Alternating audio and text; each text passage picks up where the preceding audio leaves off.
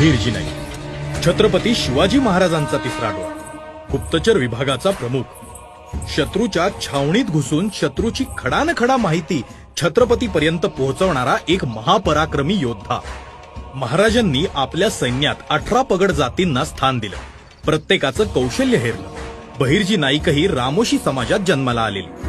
रामोशी समाज म्हणजे रामवंश, राकट, दणकट, शूर, पराक्रमी, अंगी विविध लोककला असणारा समाज. बहिर्जी नाईकांनी आपल्या सर्व शक्तीनिशी स्वराज्याची सेवा केली.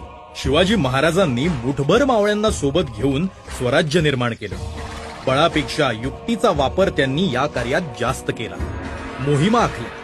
पण हे सारं करण्यासाठी